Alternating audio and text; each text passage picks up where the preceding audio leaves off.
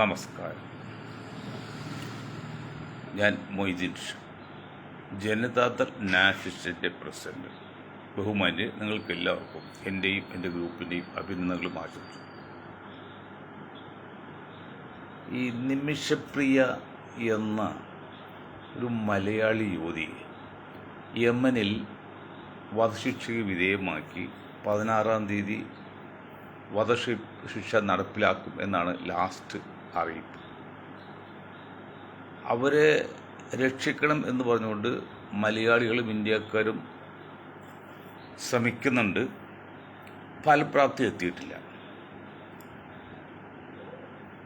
അതുപോലെ സൗദി അറേബ്യയിൽ കിടക്കുന്ന റഹീമിനെ മോചിപ്പിക്കാൻ വേണ്ടി 30 കോടി മറ്റോ, ഇത് 8 കോടി രൂപ കൊടുത്താൽ അങ്ങനെ കൊടുത്താൽ ഒഴിപ്പിക്കാം, അല്ലെങ്കിൽ ശിക്ഷയിൽ നിന്ന് ഇളവ് ചെയ്ത് വിടാൻ അവകാശം മരിച്ചവരെ അവകാശികൾ കൊടുത്തിട്ടുണ്ട്. അങ്ങനെ നിയമമുണ്ട്. ഇന്ത്യയിൽ അങ്ങനെ നിയമമില്ല. അതിൻ്റെ ഗുണമുണ്ട് ദൂഷ്യമുണ്ട്. ആ വിഷയം നമുക്ക് എടുത്തില്ല. ഞാനിപ്പോൾ പറയുന്നത്, ഇപ്പോൾ ഇന്നിപ്പോൾ പറഞ്ഞ റഹീമിനെ മോചിപ്പിക്കില്ല, 10 വർഷമായിട്ടുള്ള 1 വർഷം കഴിഞ്ഞാലേ വിടുള്ളൂ എന്നുള്ളതാണ്. അപ്പോൾ എന്തിനാണ് 30 കോടി കൊടുത്തതെന്ന് അറിയില്ല. എല്ലാം കൺഫ്യൂഷനാണ്. ഇവിടെ നമ്മൾ മനസ്സിലാക്കേണ്ട ഒരു കാര്യം, നിമിഷപ്രിയല്ല. ഇന്നലെ നമ്മൾ പറഞ്ഞു, ഒരു ഉറുമ്പിൻ്റെ ജീവൻ പോലും പോകുന്നത് നമുക്ക് സന്തോഷമുള്ള കാര്യമല്ല.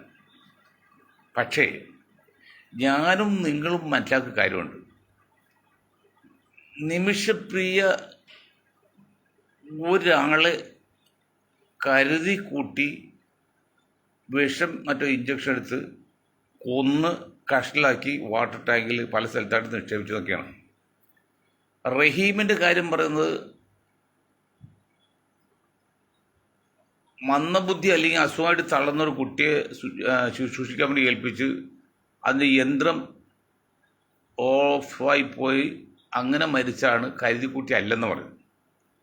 റഹീം ഒരു സാധാരണ മനുഷ്യൻ. ഈ നിമിഷപ്രിയ എന്ന് പറഞ്ഞത് ഇത് മെഡിക്കൽ സയൻസിൽ അല്ലെങ്കിൽ ആരോഗ്യ അല്ലെങ്കിൽ മെഡിക്കൽ വിഭാഗത്തിൽ ഒരു ഉദ്യോഗസ്ഥ കൂടിയാണ്, അല്ലെങ്കിൽ ഇതാണ്. അപ്പോൾ നമ്മൾ ചില സന്ദർഭവശാൽ നമ്മൾ കൊലപാതകമാകും. ഒരാൾ കരുതി കൂട്ടി വേണം കള്ളനാകണമെങ്കിൽ. കൊലപാതകൾ ഇപ്പം ചില സാഹചര്യത്തിൽ അടിപ്പെട്ടു, അതുകൊണ്ട് കൊലപാതകി ഒരിക്കലും ആവില്ല പറയാൻ പറ്റില്ല. പക്ഷെ ഇവിടെ കൊല ചെയ്തു മാത്രമല്ല, അത് കഷ്ടിലാക്കിയിട്ട് പല പല സ്ഥലത്ത് നിക്ഷേപിച്ചു. ഒരു ആരോഗ്യ വിഭാഗത്തിൽപ്പെട്ട ഒരു ഉദ്യോഗസ്ഥൻ. അപ്പോൾ മനുഷ്യൻ നിമിഷപ്രിയയുടെ വിഷയം ഇപ്പോൾ കഴിഞ്ഞു. ഇനിയിപ്പോൾ രക്ഷപ്പെട്ടില്ലെങ്കിലും അത് കഴിഞ്ഞ വിഷയം. ഇനി നമ്മൾ മനസ്സിലാക്കേണ്ട കാര്യം, പ്രത്യേകിച്ച് അന്യ രാജ്യത്ത് ചെന്നാൽ നമ്മൾ നമ്മുടേതായ കാര്യങ്ങൾ ഒന്നുകൂടി ശ്രദ്ധിക്കണം. നമ്മുടെ രാജ്യമല്ല അന്യരാജ്യം എന്ന് പറഞ്ഞത്. അവിടെ നിയമം ഒരു പക്ഷേ ഇവിടുത്തേക്കാൾ കഷ്ടമായിരിക്കും. തന്നെയുമല്ല, എന്തിൻ്റെ പേരിലാണെങ്കിലും ഒരാളിങ്ങനെ വിഷം കൊടുത്ത് കൊന്ന് കഷ്ണങ്ങളാക്കുക എന്നൊക്കെ പറഞ്ഞാൽ, നിമിഷപ്രിയയുടെ വീട്ടുകാർക്കും നമുക്കൊക്കെ സങ്കടമുണ്ട്. അവർക്ക് എന്തെങ്കിലും ആപത്ത് പറ്റിയാൽ നമുക്ക് സങ്കടമുണ്ട്, ഒരു സംശയമില്ല. കാര്യം നമ്മുടെ സഹോദരിയാണ്, നമ്മുടെ രാജ്യക്കാരിയാണ്, സങ്കടമുണ്ട്.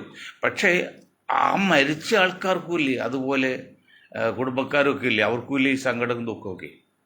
അപ്പം അതുകൊണ്ട് ദയവ് ചെയ്ത്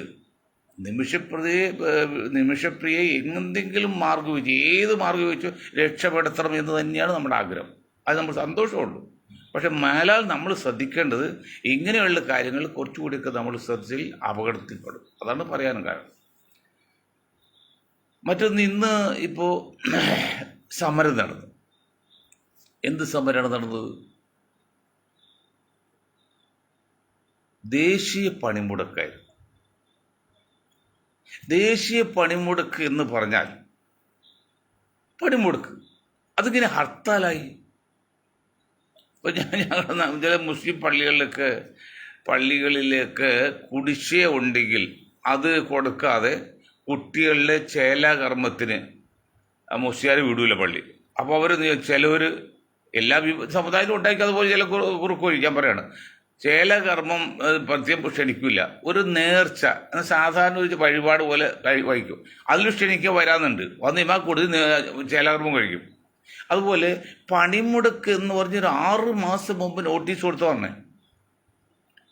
ആയിക്കോട്ടെ, എന്നിട്ട് അതിങ്ങനെ ഹർത്താലായത്? ബന്ദില്ല, അതുകൊണ്ട് ബന്ദ് പേരില്ല, ഹർത്താൽ ബന്ദ് പോലെയായിരുന്നു ഹർത്താൽ. ഇതുകൊണ്ട് എന്താ മനസ്സിലാക്കുന്നറിയോ? ഈ കേന്ദ്ര ഗവൺമെന്റിനോട് ഉള്ളുകൊണ്ട് എതിരുണ്ടായ നിഷ്പക്ഷമതി ആൾക്കാർ പോലും ഇന്നത്തെ ഹർത്താൽ കാരണം അത് ഗവൺമെന്റ് മൂലമായി ഇന്നത്തെ കേരളത്തിലെ ഭരണകക്ഷിയും പ്രതിപക്ഷത്തും എതിരായി. ഇവിടെ കമ്മ്യൂണിസ്റ്റ് പാർട്ടി പ്രത്യേകം നിലമ്പൂർ മത്സ്യപൂര് അവരുടെ മേഖലയിൽ നിന്ന് കൂടുതൽ വോട്ട് കിട്ടും എന്ന് വിചാരിച്ചിട്ട് ആ സ്ഥാനാർത്ഥിയുടെ മേഖലയിൽ നിന്ന് കൂടുതൽ വോട്ട് കിട്ടുന്നതായിട്ട് അവിടെ കൂടുതൽ വോട്ട് കിട്ടിയില്ലവർ മറ്റുള്ള കുറഞ്ഞുപോയി. എന്താ കാരണം? നമ്മൾ പുറത്തൊന്ന് പറയും, പക്ഷെ അകത്ത് ഇതാണ്. അതിനർത്ഥം ഉള്ളിലാണ് വോട്ട്. നമ്മൾ ചെല്ലുമ്പോൾ ഒക്കെ സന്ദേശമോ പിന്നെ ചേട്ട് തന്നെ അല്ലെ, സാറിനല്ലേ, ഇക്കാക്ക ചേട്ടനല്ലേ, അതല്ല, വോട്ട് ഉള്ളിലല്ലേ, അവിടെ ചിലത് ഉപയോഗിക്കും. അതുപോലെ ഇതിപ്പോൾ അനുഭവം കുറഞ്ഞു പോവായിരുന്നു ഈ സമരത്തിന് പേരിൽ. ഗുണമല്ല, ദൂഷ്യം ഉണ്ടായത്. സമരം ചെയ്ത വിഷയങ്ങൾ 100% ശരിയാണല്ലോ, ഒരു സംശയമില്ല. തൊഴിലാളികൾക്കുള്ള ആനുകൂല്യങ്ങൾ, അവരുടെ നിലനിൽപ്പൊക്കെ അപകടത്തിലാണ്. ഇവിടെ എന്ത് നിയമമാണ് ഇന്ത്യയിലുള്ളത്? നല്ല ഒന്നാം തരം സ്ഥാപനങ്ങൾ വിറ്റ് തൊലച്ച് ആ കാശ് പാർട്ടി ഫണ്ടിലേക്കും മുന്നേ വേണ്ടപ്പെട്ട് കൊടുക്കുക എന്നല്ലാതെ എന്ത് ഭരണം ഇവിടെ ഉള്ളത്? പക്ഷെ അത് പ്രതിപക്ഷത്തിന് 2-3 വലിയ മണ്ടത്തരങ്ങൾ പറ്റി. കോൺഗ്രസ് ഉൾപ്പെടെ പ്രതിപക്ഷം. ഒന്ന്, ഈ ഇന്ധന വില വർധനവ് വളരെ കൂടുതൽ ബുദ്ധിമുട്ടാക്കുന്നതാണ് ജനങ്ങൾ, പബ്ലിക്കിന്. ഇപ്പം സ്കൂട്ടർ ഓടിക്കുന്നത് മുതലാളിയാണോ, ഡീസൽ വെച്ച് ലോറി ഓടിക്കുന്ന മുതലാളിമാണോ? അപ്പം അതിനുണ്ടായിട്ട് 11 വർഷമായി ഇത്രയും കൂടുതൽ വന്നു. ഈ 11 വർഷമായിട്ടും ഇന്ത്യയിലെ പ്രതിപക്ഷം എന്ന് പറഞ്ഞ രാഷ്ട്രീയ പ്രസ്ഥാനം, ഞാൻ ഇന്നലെ പറഞ്ഞാണ്, അതിനെതിരെ ഒരു പ്രതിഷേധ ശബ്ദം പോലും ഉന്നയിച്ചില്ല. കോൺഗ്രസ് ചെയ്തില്ല, കമ്മ്യൂണിസ്റ്റ് ചെയ്തില്ല. അതിനുവേണ്ടി മാത്രം ഒരു ഹർത്താൽ ഇന്ത്യയിൽ വച്ചിരുന്നെങ്കിൽ പ്രതിപക്ഷം എല്ലാം ചേർന്ന് അതിനുവേണ്ടി മാത്രം, വേറെ ഒരു സബ്ജക്റ്റ് കൂടെ, പല സബ്ജക്റ്റ് പിന്നെ അതിൽ പ്രസക്തി ഇല്ലാതെ പോകും. ഒരു 101 കൂട്ടം ഭക്ഷണം എന്ന് പറയുമ്പോഴേ 101 കൂട്ടമല്ല, ഒരു കാര്യത്തിൽ അത് തന്നെ സ്ട്രെസ് ചെയ്തുകൊണ്ട് അതിനൊരു സമയം അതിന് ഫോക്കസ് ചെയ്യണം. അത് ചെയ്തോ? ഏതെങ്കിലും സമയം കോൺഗ്രസ് ചെയ്തോ, കമ്മ്യൂണിസ്റ്റ് ചെയ്തോ? ചെയ്തിട്ടില്ല. അത് തന്നെയുമല്ല സഖാക്കളെ, കോൺഗ്രസ്സുകാരെ നിങ്ങൾ മനസ്സിലാക്കണം, ഇന്ത്യയിലെ പ്രതിപക്ഷ മുന്നണിക്കും കോൺഗ്രസും പറ്റിയ ഏറ്റവും വലിയൊരു അപകടം അല്ലെങ്കിൽ ഒരു കഴിവുകേട് തന്നെ പറയുന്നത്. അതെന്താണ് ഇപ്പോഴും അവർക്ക് മനസ്സിലാക്കിയിട്ടില്ല. ഞങ്ങളുടെ ഈ ഗ്രൂപ്പ് പല പ്രാവശ്യം പറഞ്ഞു, ഇപ്പൊ വീണ്ടും ഒന്നുകൂടി പറയാണ്. അതായത് അടിയന്തരാവസ്ഥയ്ക്ക് ശേഷം കോൺഗ്രസ് താഴെ ഇറക്കാൻ വേണ്ടി ജയപ്രകാശ് നാരായൺജിയുടെ ആഭിമുഖ്യത്തിൽ നേതൃത്വത്തിൽ ഒരു പ്രസ്ഥാനം, ഒരു പാർട്ടിനെ ഉണ്ടാക്കി. ആ പാർട്ടി പേരാണ് ജനതാ പാർട്ടി എന്ന്. ജനതാദളല്ല, ജനതാ പാർട്ടി. ആ ജനതാ പാർട്ടി രൂപീകരിച്ചുകൊണ്ട് മിസ്റ്റർ ജയപ്രകാശ് നാരായൺജി പറഞ്ഞു 2 പോയിന്റ് പറഞ്ഞു, കൂടുതൽ പറഞ്ഞില്ല. ഒന്ന്, ഞാൻ ഇതിൻ്റെ ഒരു സ്ഥാനം ഏൽക്കില്ല. നമ്പർ 2, ഇതിൽ കോൺഗ്രസ് ഒഴിച്ച് ബാക്കി എല്ലാവരും ഉണ്ടാകും. എല്ലാവർക്കും ചേരാന്നല്ല പറഞ്ഞു, എല്ലാവരും ഉണ്ടാകും എന്ന് പറയാം, അസന്നിഗ്ധമായിട്ട്. ഈ 2 പോയിന്റ് ഇവിടെ കമ്മ്യൂണിസ്റ്റ് പാർട്ടി ഉൾപ്പെടെയുള്ള പ്രതിപക്ഷം, ഇന്ത്യയിലെ പ്രതിപക്ഷം വായ് വിളിച്ചിരിക്കണം. ഇവിടെ BJP എന്ന പ്രസ്ഥാനത്തിൽ താഴെ ഇറക്കണമെങ്കിൽ ഇവിടെയുള്ള BJP ഒഴിച്ചുള്ള സർവ്വ പ്രസ്ഥാനം ചേർന്നാൽ മാത്രം എന്നാൽ പോലും സാധിക്കില്ല. അത്ര കണ്ട് ആഴത്തിലും തട്ടിപ്പ് നടക്കുന്നത്. ഉദാഹരണം പറഞ്ഞാൽ ബീഹാർ ഇലക്ഷനിൽ ആകെ 8 കോടി വോട്ടർമാരിൽ നിന്ന് 3-4 കോടിക്കാട്ട് വോട്ട് ലിസ്റ്റിൽ ഇല്ലെന്ന് പറഞ്ഞ, പകുതി വോട്ടർമാർ ലിസ്റ്റില്ലെന്ന്. അങ്ങനെ BJPക്ക് ഭരണത്തിൽ കിട്ടാനുള്ള എല്ലാ കുറുക്ക് വഴിയും രേഖാമൂലം നിയമ സാഹചര്യം ഉണ്ടാക്കിക്കൊണ്ട് മുന്നോട്ട് പോകുമ്പോഴേ അവർക്കെതിരെ പൊരുതി ജയിക്കണമെങ്കിൽ അവരല്ലാത്ത ബാക്കി എല്ലാവരും ചേർന്നാൽ മാത്രമേ എന്തെങ്കിലും സാധ്യമുള്ളൂ. എങ്കിൽ പോലും സാധ്യത കുറവാണ്. അങ്ങനെ ആണ് സത്യം എന്നിരിക്കെ ഈ രാഹുൽ ഗാന്ധി, ഖാർഗെ, അല്ലെങ്കിൽ ഇപ്പോൾ കമ്മ്യൂണിസ്റ്റ് പാർട്ടിയുടെ നേതാക്കളും എന്താണ് ഞങ്ങൾ ഈ പറഞ്ഞ പോലെ ചിന്തിക്കാത്തത്? അല്ലെങ്കിൽ ജയപ്രകാശ് നാരായൺജി പറഞ്ഞു ചിന്തിക്കാത്തത്? എന്താണ് ജയപ്രകാശ് നാരായൺജി പറഞ്ഞത്? ഞാനിതിൽ ഒരു സ്ഥാനം ഏൽക്കില്ല, കോൺഗ്രസ് ഒഴിച്ച് ബാക്കി എല്ലാവരും ഇതിൽ ചേർന്നു. കോൺഗ്രസ് ഒഴിച്ച് എല്ലാവരും ഇത് ചേരുമെന്നൊരു പ്രസ്താവന നടത്തിയാൽ അതിൻ്റെ അഡ്വാൻറ്റേജ് എന്നറിയോ, നേട്ടം എന്നറിയോ, അതിന് ലോജിക്ക് അറിയോ? പിന്നെ ആര് ചേർത്താലും പാതി പറയാൻ പറ്റില്ല. അതുപോലെ കോൺഗ്രസ്, ഖാർഗെ അല്ലെങ്കിൽ രാഹുൽ ഗാന്ധി അല്ലെങ്കിൽ പ്രതിപക്ഷത്തിൻ്റെ പറഞ്ഞത് ഞങ്ങളുടെ ഈ മുന്നണിയിൽ BJP ഒഴിച്ച് ബാക്കി എല്ലാ പാർട്ടിയും ചേരാം, ബാക്കി എല്ലാ പാർട്ടിയും ഉൾക്കൊള്ളാം എന്ന് പറഞ്ഞ് ഒരു സഖ്യം ഉണ്ടാക്കി മുന്നോട്ട് പോകാതെങ്കിൽ ഇപ്പം കേരളത്തിൽ ജമാഅത്ത് ഇസ്ലാമി എടുത്ത് തുടങ്ങിയില്ല കേള. ജമാഅത്ത് ഇസ്ലാമി LDFിൻ്റെ കൂടെ വന്നപ്പോഴും കുഴപ്പമുണ്ടായില്ല, ഇപ്പുറം വന്നപ്പോഴും അത് വർഗീയമായി. PDP LDFിൻ്റെ കൂടെ നിൽക്കുകയാണെങ്കിൽ വർഗീയമല്ല, UDFിലേക്ക് പോകാൻ അപ്പോൾ വർഗീയമായി. ഹിന്ദു മഹാസഭ LDF സപ്പോർട്ട് ചെയ്യണമെങ്കിൽ അവിടെ വർഗീയമല്ല, അല്ലെങ്കിൽ വർഗീയമായി. അങ്ങനെയാണ് പോകുന്നത്. അതായത് എനിക്ക് അനുകൂലമാണെങ്കിൽ ശരിയും എനിക്കെതിരാണ് തെറ്റുമെന്ന് പറഞ്ഞ സത്യം കമ്മ്യൂണിസ്റ്റ് പാർട്ടിക്ക് ഇന്നും ഇന്നലെ തുടങ്ങിയല്ല. ഇതുപോലെ കോടതി വിധിയൊക്കെ അറിയാമല്ലോ. കമ്മ്യൂണിസ്റ്റ് പാർട്ടിക്ക് അനുകൂലമാണെങ്കിൽ കോടതി നല്ല കോടതിയാണ്, അല്ലെങ്കിൽ ഭൂഷ കോടതിയാണ്. ഇതൊക്കെ അറിയുന്നില്ലേ? ജഡ്ജിമാരൊക്കെ കൂടി പ്രതിബന്ധമാക്കി കടലിൽ തള്ളിയില്ലേ? അങ്ങനെ DYFI ഒക്കെ ചെയ്യുന്നത് അതവരുടെ ഒരു നേച്ചറാണ്, നേച്ചർ ഓഫ് ബിസിനസ് പറയുമ്പോൾ നേച്ചറാണ്. അപ്പോൾ ഈ കോൺഗ്രസ് രണ്ട് കാര്യം പ്രതിപക്ഷത്തിൽ തെറ്റെന്ന് പറഞ്ഞാൽ, ഒന്ന് ഇപ്പോൾ ഇന്ധന വില വർധനത്തിനെതിരെ ഒരു സമരവും ആധികാരികമായിട്ട് നടത്തിയിട്ടില്ല. ഒരു സമരം ഈ 11 വർഷത്തിടയിൽ ഉണ്ട്, നമ്മളറിയില്ലേ? 10-30 പ്രസിദ്ധീകരണം വായിക്കാം നമ്മൾ, അത് ചാനലൊക്കെ കാണുന്നില്ല. മറ്റൊന്ന് ഈ BJP ഒഴിച്ച് വായിക്കുക എല്ലാവരും കൊണ്ട് ഞങ്ങളുടെ ഈ പ്രസ്ഥാനത്തിൽ ഉണ്ട് എന്ന് പ്രഖ്യാപിച്ചിട്ടില്ല. അതായത് ആസാംകാരെ തൊടുവില്ല, ആന്ധ്രക്കാരെ തൊടുവില്ല. അങ്ങനെയുള്ള തട്ടിപ്പ് വഞ്ചനയിൽ കൂടിയാണ് ഇന്ന് ഇന്ത്യൻ നാഷണൽ കോൺഗ്രസ് നയിക്കുന്ന ഇന്ത്യയിൽ പ്രതിപക്ഷം പോകുന്നത്. അതുകൊണ്ട് പിടിച്ചു നിൽക്കാൻ പറ്റത്തില്ല. അവിടെ ഉദ്ദേശശുദ്ധിയില്ല. ജയപ്രകാശ് നാരായൺജിക്ക് ഉദ്ദേശശുദ്ധി ഉണ്ടായിരുന്നു. ഞാൻ അദ്ദേഹത്തെ പോയിട്ട് പറയല്ല, അദ്ദേഹത്തിൻ്റെ ആർദ്ദവരല്ല. പക്ഷെ ആ പറഞ്ഞ രണ്ട് കാര്യങ്ങൾ ആത്മാർത്ഥ ഉണ്ടായത്. ഈ കോൺഗ്രസ് മുന്നണിക്ക് അല്ലെങ്കിൽ കമ്മ്യൂണിസ്റ്റ് ഉൾപ്പെടെയുള്ള ഇന്ത്യൻ മുന്നണിക്ക് ആ ഉദ്ദേശശുദ്ധിയില്ല. അവർക്ക് ഇഷ്ടമുള്ളവർ കൂടാം, അല്ലാത്ത കൂടാൻ പറ്റില്ല. അങ്ങനെ ചെയ്ത് BJP താഴെയൊക്കെ സാധിക്കും തോന്നുന്നുണ്ടോ എൻ്റെ മണ്ട ശിരോമണികളെ? ഞാൻ മണ്ട ശിരോമണിയാണ്. ഒരു മണ്ടത്തെ കാണിച്ച് മണ്ടത്തന്നെ പറയുന്നത്, അല്ല ബുദ്ധിയാണെങ്കിൽ ബുദ്ധിയെന്ന് പറയും, ബുദ്ധിയുള്ളതെന്ന് പറയും. ഇപ്പോഴും കോൺഗ്രസ് മനസ്സിലായിട്ടില്ല. അതുപോലെ മറ്റൊരു അപകടം, 541 പാർലമെന്റ് സീറ്റുള്ള ഇന്ത്യൻ പാർലമെന്റിലേക്ക് രാജ്യം ഭരണ 273 സീറ്റ് വേണം.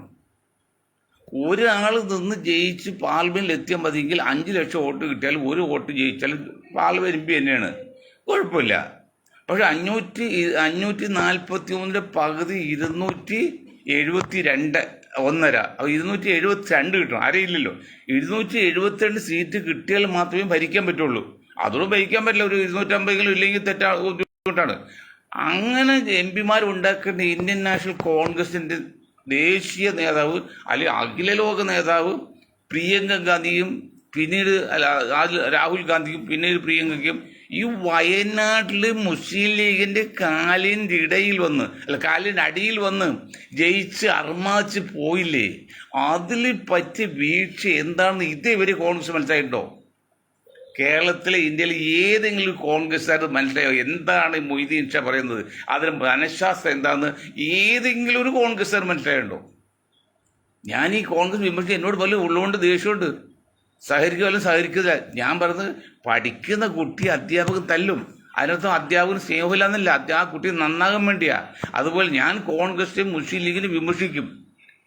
അത് വിമർശിക്കുന്ന മുസ്ലിങ്ങളോട് വിരോധം ഉണ്ടായിട്ടില്ല, കോൺഗ്രസ് വിരോധം ഉണ്ടായിട്ടില്ല. ഇന്ത്യൻ നാഷണൽ കോൺഗ്രസ് നശിക്കാൻ പാടില്ല, അപ്പോൾ കമ്മ്യൂണിസ്റ്റ് പാർട്ടി നശിക്കാൻ പാടില്ല. ഞാൻ പറഞ്ഞല്ലോ, അവർ മുസ്ലിം ലീഗ് നശിക്കാൻ പാടില്ല. പക്ഷെ മുസ്ലിം ലീഗ് അല്ല നശിക്കേണ്ടത്. മുസ്ലിം പേര് മാറ്റിയിട്ട് ഒരു പ്രസ്ഥാനം ഉണ്ടെങ്കിൽ ആ ന്യൂനപക്ഷം ഉണ്ടാക്കുന്ന പ്രസ്ഥാനം അത് നശിക്കാൻ പാടില്ല.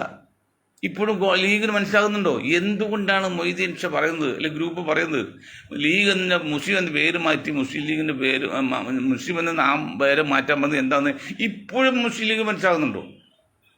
ഞാൻ പറഞ്ഞു 5ാം മന്ത്രിസ്ഥാനം ചോദിച്ചതിൻ്റെ ആ ബുദ്ധിമോശം, അത് പറ്റപ്പാട് ഈ സമുദായം ലീഗും കൊടുക്കേണ്ട വില. അന്ന് മുമ്പ് ഞാൻ വിചാരിച്ചത് ഈ നെറിയിട്ടവരെ ഇനി ഭരണത്തിൽ കയറ്റില്ല എന്ന്. ശബ്ദം ചെയ്തുള്ളി മനസ്സിൽ വെച്ച് മരിച്ചും പോയില്ലേ കയറിയിട്ടവനെ. അവിടെ അറബിക് സർവകലാശാല എവിടെയുടെ വോട്ട് കിടക്കുന്നത്? ഞാൻ കോൺഗ്രസ് ലീഗിനോടും ഒക്കെ ചോദിക്കട്ടെ, എവിടെയാണ് കേരളത്തിൽ വോട്ട് എടുക്കുന്നത്? ഈ 40% ഒരു വിഭാഗം ഉണ്ടല്ലോ, അവരുടെ കയ്യിൽ വോട്ട് എടുക്കുന്നത്. അത് ഞാൻ ഇന്നലെ ഇപ്പോൾ ആൾക്കാർ ചുരുരെ ചോദിച്ചു, എവിടെ ഷാ നിങ്ങളിപ്പോൾ അത് വളരെ ലോജിക്കാണുള്ളത്, വളരെ ശാസ്ത്രീയമാണല്ലോ, അത് വളരെ മനഃശാസ്ത്രപരമാണല്ലോ, വല്ല ഫിലോസഫിക്കാണല്ലോ. കറക്റ്റാണ്. ഞങ്ങളുടെ ഗ്രൂപ്പ് ഇതെല്ലാം തികഞ്ഞ ആൾക്കാരാ. അവർക്കൊരു രാഷ്ട്രീയമില്ല, അവർക്ക് രാജ്യം ഭരിക്കുന്ന ആഗ്രഹമില്ല, പക്ഷെ നീതി നടപ്പാക്കുന്ന ആഗ്രഹമുണ്ട്. അതെന്താ പറഞ്ഞത്? 9% ഒരു വിഭാഗത്തിന് മുഖ്യമന്ത്രി, 10% ഒരു വിഭാഗത്തിന് മുഖ്യമന്ത്രി, 15% വിഭാഗത്തിൽ മുഖ്യമന്ത്രി, 23% മുഖ്യമന്ത്രി. പക്ഷെ 40% വിഭാഗത്തിൽ മുഖ്യമന്ത്രിയെക്കുറിച്ച് ചിന്തയില്ല. അവരും ചിന്തിക്കുന്നില്ല, മറ്റുള്ളവരും പറയുന്നില്ല. അങ്ങനെ പോരെന്നാണ് ഇപ്പോൾ അവർ പറയുന്നത്. ആര് പറയുന്നത്? ഈ അവർ എന്ന് പറഞ്ഞാൽ ആരാണ്? 1,40,00,000 മുസ്ലിങ്ങളാണ് കേരളത്തിലുള്ളത്. അത് 25 ലക്ഷം മാത്രമാണ് ലീഗിൻ്റെ അനുഭാവികൾ എന്ന് പറഞ്ഞത്. ബാക്കി ഇന്നലെ ബാക്കി ഒരു 15 ലക്ഷം കോൺഗ്രസ് അനുഭാവികൾ, ഒരു 10 ലക്ഷത്തോളം കമ്മ്യൂണിസ്റ്റ്. ഇപ്പോൾ 10 ലക്ഷം ഇല്ല, അതായത് 5% കുറഞ്ഞു. അപ്പോൾ ഒരു 4 ലക്ഷം കാണുള്ളൂ. ഇതിൽ 5 ലക്ഷം കൂട്ടി. അപ്പോൾ 5ഉം 15ഉം 20ഉം 15ഉം 35 പോയാൽ ബാക്കി 1.5, 1,05,00,000. 5 പോട്ടെ, 1 കോടി വോട്ടർമാർ പുറത്ത് നിൽപ്പുണ്ട്. അവർക്ക് പ്രത്യേക രാഷ്ട്രീയമില്ല. അവർ മതത്തിൽ വിശ്വസിക്കുന്നല്ലാതെ മറ്റു മതസ്ഥർക്ക് അവർക്ക് എതിർപ്പില്ല. തീവ്രവാദികളില്ല, ഭീകരവാദികളില്ല, വർഗീയവാദികളില്ല, ഒന്നുമില്ല. ഇന്ത്യയെ മാതൃരാജ്യമായി സ്വീകരിക്കുന്ന ഈമാൻ കൊള്ളുന്ന മുസ്ലിങ്ങളാണവർ. അവർക്ക് ആഗ്രഹമില്ല മറ്റുള്ള സമുദായങ്ങൾ കിട്ടുന്ന പോലെ അവർക്കും ആ സമുദായത്തിൽ കിട്ടണം എന്ന് മാത്രമല്ല, അല്ലാതെ ആർക്ക് കിട്ടണമെന്നോ എങ്ങനെ കിട്ടുന്നില്ല. അതിനെക്കുറിച്ച് പറയുമ്പോൾ വോട്ട് കിട്ടുന്ന അവിടെയല്ലേ. അതെന്താണ് ഈ സതീശനും കോൺഗ്രസ് ചിന്തിക്കാത്തത്? ഇന്നലെയും പറഞ്ഞല്ലേ, 9% മാത്രമുള്ള ഈ നായർ വിഭാഗത്തിൽ നിന്ന് 70% BJPക്ക് വോട്ട് പോകുന്നത്. കഴിഞ്ഞ പ്രാവശ്യം 50 മുതൽ 60% പോയി. അല്ലെങ്കിൽ പിന്നെ എവിടുന്നാണ് BJP 19% വോട്ട് കിട്ടുന്നത്? ഇപ്പോൾ 26 ഇലക്ഷനിൽ ഞങ്ങൾ പഞ്ചായത്ത് കണക്കാക്കുന്നത്, 26 ഇലക്ഷനിൽ 70% വോട്ടും നായേഴ്സിന് പോകുന്നു BJPക്കാണ്, അല്ലെങ്കിൽ NDAക്കാണ്. എന്ന് പറഞ്ഞാൽ 110 നായർ വോട്ട് ചെയ്യുമ്പോൾ ഒരു നായർ വോട്ടാണ് UDFന് കിട്ടുന്നത്. ഇത് കണക്കുകളാണ്, കമ്മതി പറയുന്നല്ല. ഇത് അൻവറിന്റെ പോളിസി അല്ല, അത് മുസ്ലിം ലീഗ് കുഞ്ഞാക്കയുടെ പോളിസി അല്ല. ഇത് ബുദ്ധിജീവികളുടെയും ശാസ്ത്രജ്ഞന്മാരുടെയും സൈക്കോളജിസ്റ്റുകളുടെയും ഫിലോസഫിസ്റ്റുകളൊക്കെ ഉൾക്കൊള്ളുന്ന ഒരു ഗ്രൂപ്പിൻ്റെ ആണ്. അല്ല മൊയ്തീൻ ഷായുടെ അല്ലത്. മൊയ്തീൻ ഷാ ഇതൊന്നും ഒന്നുമല്ല, വെറും പേര്, ഈ ശബ്ദം പുറത്തേക്ക് വരുന്ന മാത്രമേ ഉള്ളൂ. വേറെ ഒന്നും മൊയ്തീൻ ഷായുടെ അല്ല. അയാളിതൊന്നുമില്ല, അയാളൊന്നും കഴിവില്ല. അയാളിപ്പോൾ ഈ ശബ്ദം അദ്ദേഹത്തിൻ്റെ വായിൽ കൂടി ജനങ്ങൾ അറിയിക്കുന്നു മാത്രമേ ഉള്ളൂ. ഇതിൻ്റെ ഗ്രൂപ്പ് ശക്തമാണത്. അവർ പറഞ്ഞത് ശാസ്ത്രീയമായിട്ട് വന്നത്, കണക്കുദ്ദേശം വന്നത്. ഇതൊന്നും മനസ്സിലാക്കാതെ ഇന്നിപ്പോൾ ഒരു സാമ്പിൾ സർവേ കണ്ട് ശശി തരൂരിന് മുഖ്യമന്ത്രി സ്ഥാനത്ത് കൂടുതൽ ചാൻസ് ഉണ്ടെന്ന്. ഇപ്പോൾ കോൺഗ്രസ് ഒരു ധാരണ എത്തിയിരുന്ന പറഞ്ഞ്, ഇത്തവണ ലാസ്റ്റ് എന്നലേക്ക് രമേശ് ജിയെ ഒരു അവസരം കൊടുക്കുക. തൽക്കാലം സതീശന് ഏതെങ്കിലും ആഭ്യന്തര വകുപ്പ് അല്ലെങ്കിൽ അതുപോലെ എന്തെങ്കിലും പ്രമാദം കൊടുത്ത് ഒന്ന് നിർത്തി തൽക്കാലം. ഇത്തവണ കൂടി KC വേണുഗോപാൽ വരുന്നില്ല, ഡൽഹി അവിടെ നിൽക്കട്ടെ. അങ്ങനെയൊക്കെ അതൊക്കെ ഒരു പ്രായോഗികമാണ്, കുറ്റം പറയാൻ പറ്റില്ല. പല തെറ്റുണ്ടായി അദ്ദേഹത്തിൻ്റെ പേരിൽ. അദ്ദേഹം ഞാൻ പറഞ്ഞില്ല, ആകെ ജനസംഖ്യയിൽ 9% നായർ വിഭാഗം, അതിൽ 1/3 NSS മെമ്പർഷിപ്പുള്ളത്.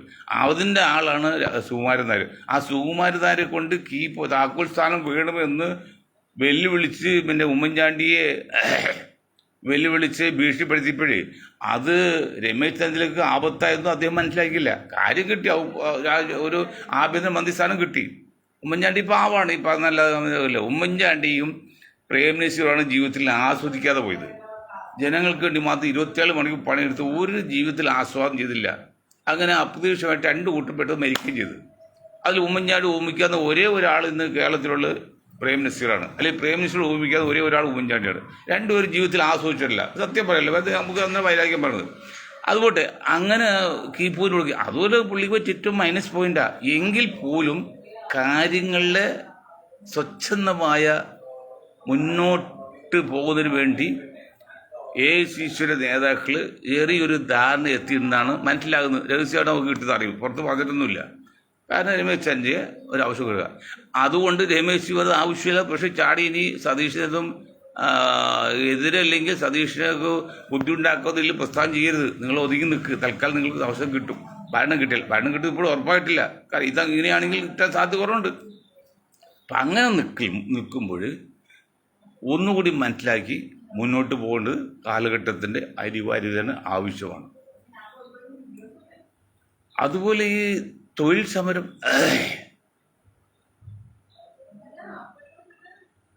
ഇവിടെ പങ്കാളിത്ത പെൻഷൻ എന്ന് പറയും. പങ്കാളിത്ത പെൻഷൻ എന്താണ്? ഈ പങ്കാളിത്ത പെൻഷൻ കൊണ്ട് പലർക്കും അല്ലേ ഞാൻ മനസ്സിലാക്കിയിരിക്കുന്നത്, ഒരാൾ ജോലിക്ക് കയറി കഴിഞ്ഞാൽ അവൻ്റെ അവസാനം എത്ര വർഷം ജോലി ചെയ്ത് എത്ര സീനിയോറിറ്റി അനുസരിച്ച് എത്ര പെൻഷനോ കിട്ടാൻ സാധ്യതയുണ്ടോ ആ എമൗണ്ട് അവസാന കാലത്ത് ആ എമൗണ്ടിൻ്റെ പിന്നെ ഇൻഷുറൻസ് വിഹിതം കിട്ടാൻ വലിപ്പത്തിലുള്ള സംഖ്യക്ക് പോളിസി എടുക്കുക. അതിൻ്റെ പകുതി കാശ് സർക്കാർ കൊടുക്കുക, പകുതി കക്ഷിയിൽ നിന്ന് എടുക്കുക. അങ്ങനെയാണ് ഇപ്പോൾ ചെയ്യുന്നത്.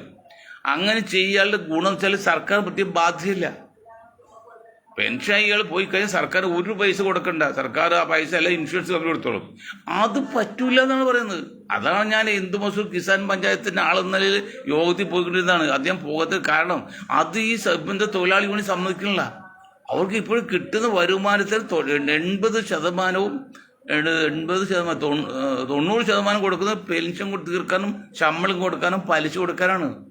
കേരളത്തിലെ റവന്യൂ സർക്കാർ വരുമാനത്തിൻ്റെ അതൊരു ആശ്വാസം കിട്ടും ഈ സ്കീം വച്ചാൽ. അപ്പോഴും തൊഴിലാളികൾക്ക് ആനുകൂല്യം കുറയുന്നില്ല. അവന് മാസം എത്ര രൂപ പെൻഷൻ കിട്ടുമോ 10 രൂപ ഇൻഷുറൻസ് ആയിട്ട് കിട്ടും, മരിക്കുകൾ കിട്ടും, മരിച്ചതിൻ്റെ അവകാശം കിട്ടും. അത് പറ്റൂല എന്ന് പറഞ്ഞാണ് സഖാക്കൾ ഉൾപ്പെടെ കമ്മ്യൂണിസ്റ്റ് ഉൾപ്പെടെ അവരൊക്കെ അപ്പോൾ കള്ളന്മാർ വല്ലേ പറയാൻ പറ്റുള്ളൂ. ആകെ റവന്യൂവിൻ്റെ 90% ശമ്പളം കൊടുക്കാനും പെൻഷൻ തീർക്കാനും പലിശ കൊടുക്കാനാണെങ്കിൽ എന്താ ഒരു കാര്യം ചെയ്താൽ പോരെ? അത് ഏതിന് ഏജൻസി ഉപയോഗിച്ചാൽ പോരെ? അവന് 4 കൊടുത്താൽ ബാക്കി 3/4 ഭാഗം ഖജനാവിൽ കിട്ടുമല്ലോ. ഒരു ഏജൻസി കൂടെ നിങ്ങൾ ടാക്സ് വിധിച്ചതിരെ നിങ്ങൾക്ക് 4 കമ്മീഷൻ തരും, അല്ലെങ്കിൽ നിങ്ങൾക്ക് പാരിതോഷം തരും, ബാക്കി 3/4 ഭാഗം കിട്ടില്ലേ? ഇത് 10% കിട്ടുന്നുള്ളൂ, ബാക്കി 90 പോകാണ്. അങ്ങനെയുള്ള പണിക്ക് എന്താ ചെയ്യണത്? ഇതൊക്കെ ചിന്തിക്കേണ്ടല്ലേ? ഇത് ചിന്തിക്കുന്നുണ്ടോ? അതല്ലേ പറയുന്നത്. ഒരു കാര്യം ചിന്തിക്കുന്നില്ല. അതല്ല സമരം. ഇന്നത്തെ ഹർത്താൽ കൊണ്ട് കമ്മ്യൂണിസ്റ്റ് പാർട്ടി സംബന്ധിച്ച് 9 വർഷം ഭരണമുള്ളതുകൊണ്ടും അവർ പറഞ്ഞ കേൾക്കാതിരിക്കില്ല. ഞാൻ മെഡിക്കൽ സ്റ്റോറിൽ ചെന്നല്ലേ, ഒരു പൂച്ചയ്ക്ക് ഒരു മരുന്ന് വാങ്ങിക്കാൻ വേണ്ടിയാണ്. എറണാകുളത്ത് മെഡിക്കൽ സ്റ്റോറാണ് പഴയല്ലോ. നാളെ എങ്ങനെയാണെന്ന് അയ്യോ പറയും, ഞങ്ങൾ തുറക്കൂല. അതായത് മെഡിക്കൽ സ്റ്റോറ് ഒഴിവായിട്ടൊരു സാധാരണ ഹർത്താൽ വന്നാലും മെഡിക്കൽ സ്റ്റോറും പത്രവും പാലൊക്കെ ഒഴിവുള്ള മെഡിക്കൽ സ്റ്റോറും ഇനി ആശുപത്രി എന്താ മെഡിക്കൽ സ്റ്റോർ എന്താ പറയുന്നതിന് മരുന്ന് വിൽക്കുന്ന മരുന്ന് ഷോപ്പ് അവർ പറയുമ്പോൾ ഞങ്ങൾ തുറക്കില്ല. എന്താണ് വലിയ വില കൊടുക്കുക ഗ്ലാസ് ഇട്ടിരിക്കുന്ന ഫ്രണ്ടിൽ ഒരു കല്ലെടുത്തുകൊണ്ട് പോയാൽ നമ്മുടെ കാശ് പോകുന്നത്. അത്ര പോലും അവരൊരു ഭയന്നിരിക്കുകയാണ്. അപ്പോൾ അല്പം സ്വല്പമൊക്കെ BJP വിരുദ്ധമുള്ളവർ പോലും അവർ മനസ്സ് മാറാനുള്ള പണിയല്ലേ. ഇതിൽ നിന്നും മനസ്സിലാക്കേണ്ടത് ഈ സതീഷിനെ പോലെയുള്ള കോൺഗ്രസ് നേതാക്കളും ഈ പിണറായി വിജയൻ പോലുള്ള കമ്മ്യൂണിസ്റ്റ് നേതാക്കളും BJPക്ക് അനുകൂലം കിട്ടാൻ വേണ്ടിയാണോ ഇതൊക്കെ ചെയ്യുന്നതെന്ന് ആരും സംശയം കുറ്റം പറയാൻ പറ്റുമോ? പറയുമ്പോൾ പോക്കിത്തരാണ്, നമ്മളടുത്താണ്, പക്ഷെ കടന്ന് പറയേണ്ടി വരുന്നു. അതാണ് മനഃശാസ്ത്രം പറയുന്നത്. അല്ലെങ്കിൽ എന്തിനാ പണി കൊടുക്കുക? ഓക്കെ, സമ്മതിച്ചു. അല്ല ഹർത്താലെടുത്തത് എന്ത് ആവശ്യം കേരളത്തിൽ ഹർത്താലാക്കാൻ? അവിടെ ജനങ്ങൾക്ക് എന്ത് ബുദ്ധിമുട്ടായി? ആരും തന്നെ സമാനം പറയും. ഇതൊക്കെയാണ്, അതായത് കത്തിക്കൊണ്ടിരിക്കുന്ന തീയിലേക്ക് എണ്ണ ഒഴിക്കും പോലെയാണ് ഇതൊക്കെ. BJPക്ക് എന്തെങ്കിലും മോശമായി ചിന്തിക്കുന്ന സാധാരണക്കാരനെ അവർക്ക് പോലും അവർക്ക് അനുകൂലം നിൽക്കാം, അല്ലെങ്കിൽ ഇവർക്കെതിരായി ഭരണകക്ഷിക്കെതിരായി അവർക്ക് അനുകൂലം എന്നുള്ളതാണല്ലോ. അതാണ് മനസ്സിലാക്കേണ്ടത്. അപ്പം നമ്മുടെ രാഷ്ട്രീയ നേതാക്കൾ, പ്രത്യേകിച്ച് കമ്മ്യൂണിസ്റ്റ് നേതാക്കൾക്ക് അവരുടെ ഒരു പ്രത്യേക ശാസ്ത്രമാണ് കമ്മ്യൂണിസ്റ്റ് എന്ന് പറയുന്നത്. കമ്മ്യൂണിസ്റ്റ് അല്ല വാസ്തവത്തിൽ എന്തെങ്കിലും ആ ഒരു ചട്ടക്കുള്ളിൽ നിന്ന് 1 ഇഞ്ച് 1 സെൻറ്റിമീറ്റർ പുറത്തു പോകാൻ അവർക്ക് താല്പര്യം, പുറത്തു പോകില്ല, ചിന്തിക്കുകയില്ല. ആ ചട്ടക്കുള്ളിൽ നിന്ന് മാത്രം. ഞാൻ ഇന്നലെ പറഞ്ഞു, തൊഴിലാളിക്ക് വേണ്ടി വാദിക്കും നിങ്ങൾ, വാദിച്ചോ തെറ്റൊന്നുമില്ല. വളരെ തൊഴിലാളി വിരുദ്ധ നിയമങ്ങൾ ഉണ്ടാക്കിക്കൊണ്ടിരിക്കുകയാണ്, അതൊക്കെ ശരിയാണ്. പക്ഷെ നിങ്ങൾ എന്തേ ഈ ജനങ്ങൾക്ക് വേണ്ടി സമരം ചെയ്തില്ല? ഒരു പ്രത്യേകിച്ച് ഇന്ധന വർധനവിനെതിരെ ചെയ്തോ? അവിടെയാണ് ആൾക്കാർ ശ്രദ്ധിക്കുന്നത്. നിഷ്പക്ഷം ജയിക്കുന്നത് ചിന്തിക്കുകയാണ്. നിങ്ങൾ ജനങ്ങൾക്ക് വേണ്ടി എന്താ ചെയ്യുന്നത്? ഞാൻ ദൈവത്തിൻ്റെ റഡാറാണ് മനുഷ്യ മനസ്സ്, അതെവിടെയൊന്നും ഇവരും കണ്ടുപിടിച്ചിട്ടില്ല. അതുപോലെ തൊഴിലാളി പബ്ലിക്ക് നിങ്ങൾ വീക്ഷിക്കുന്നുണ്ടെന്നേ. നിങ്ങൾ മാത്രമാണ് ബുദ്ധിജീവികൾ, നിങ്ങൾ രാഷ്ട്രീയ നേതാക്കൾ മാത്രമാണ് കഴിവുള്ളതെന്ന് ചോദിക്കല. നിങ്ങളെക്കാൾ വീക്ഷിക്കുന്ന ബുദ്ധിയുള്ള ചിന്തകളുടെ പിന്നെ ആഴത്തിൽ കാര്യങ്ങൾ മനസ്സിലാക്കുന്ന ഗൗരവമുള്ള ആൾക്കാർ പുറത്തുണ്ട്. നിങ്ങൾ ശരിക്കും അവർ സസൂക്ഷം വീക്ഷിക്കുന്നുണ്ട്. അങ്ങനെയുള്ള ഒരു ചിന്താഗതി വെച്ചാണ് അല്പം അനുകൂലം ഉണ്ടായിരുന്നെങ്കിൽ ഇന്നത്തെ ഹർത്താൽ കൊണ്ട് ആ അനുകൂലം കൂടി ഗവൺമെൻറ്റിനെതിരായി, പക്ഷേ BJPക്ക് അനുകൂലമായി. വല്ല കാര്യമുണ്ടോ? വടി കൊടുത്ത് അടി വാങ്ങിക്കണോ? ഇതാണ് ഉപദേശിക്കുന്നത്. ഒരു രാഷ്ട്രമീമാംസകനാണ് ഉപദേശത്തിൽ ഉണ്ടായതെങ്കിൽ ഈ കമ്മ്യൂണിസ്റ്റ് പാർട്ടി, കോൺഗ്രസ് പാർട്ടിയിൽ ഈ 10 തൊഴിലാളി സംഘടന, ലോകത്തിലെ ഇന്ത്യയിലെ ഏറ്റവും വലിയ തൊഴിലാളി സംഘടന 10 ഉണ്ടായി. BMS വെച്ച് ഭാരതീയ മസ്ദൂർ സംഘം, അത് BJPയുടെ കീഴിലുള്ള, ബാക്കി 10 ഉണ്ടായിരുന്നു. ഈ 10 ഉണ്ടായപ്പോൾ അവർ ഒരാളും വിചാരിക്കണ്ടേ? നമ്മൾ നിർബന്ധമായിട്ട് അടക്കം പ്രോത്സാഹിപ്പിച്ചാൽ അത് ഉള്ളിൻ്റെ ഉള്ളിൽ നിന്ന് പ്രേമം എന്ന് പറഞ്ഞത് ഉള്ളിൻ്റെ ഉള്ളിൽ വരുക, അല്ല ഭീഷണിപ്പെടുത്താൻ പറ്റില്ല. അതുപോലെ വോട്ട് എന്ന് പറഞ്ഞാൽ ഉള്ളിൻ്റെ ഉള്ളിൽ വരിക.